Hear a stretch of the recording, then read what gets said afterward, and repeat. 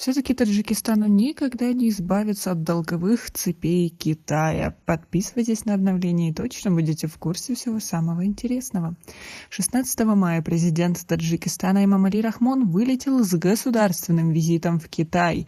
Там он примет участие в саммите глав государств Китай плюс Центральная Азия.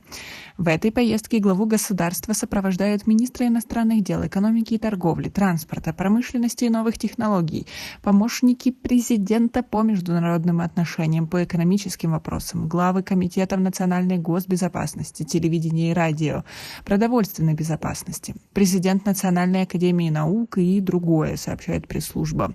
МИД КНР в понедельник официально объявил о первом важном дипломатическом событии на территории страны в этом году. Главы 5 стран Центральной Азии соберутся вместе в китайском городе Сиань, административный центр провинции Щиньси, северо-западный Китай. Встреча состоится по личному приглашению председателя КНР Си Цзиньпиня.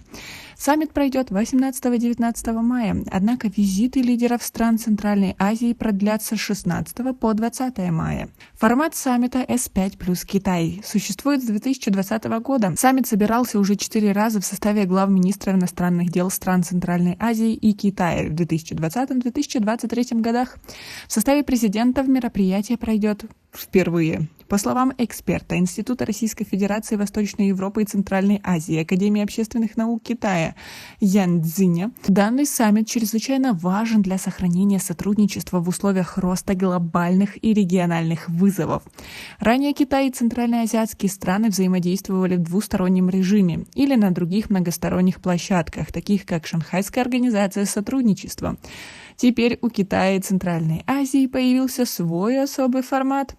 5 стран Центральной Азии являются близкими соседями Китая с запада. 3 из них граничат с КНР – Казахстан, Кыргызстан и Таджикистан. Протяженность границы с этими государствами составляет более 3000 километров. К настоящему моменту Китай повысил уровень отношений с Казахстаном до вечного всеобъемлющего стратегического партнерства, а с остальными странами региона до всеобъемлющего стратегического партнерства. По сравнению с моментом установления дипотношений, товарооборот Китая с 5 странами увеличился более чем в 100 раз. Что касается повестки саммита, то, как ожидается, она будет включать широкий спектр вопросов.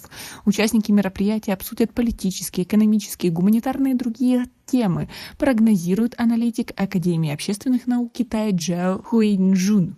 Как вы относитесь к такому саммиту? Ведь наша вечная проблема – это долги перед Китаем, и Таджикистан уже отдает их золотом, территориями, скоро людьми будет продавать. Китай занял большое место у нас в стране. И тем самым, чем больше мы сближаемся, тем больше мы влазим в эти долги.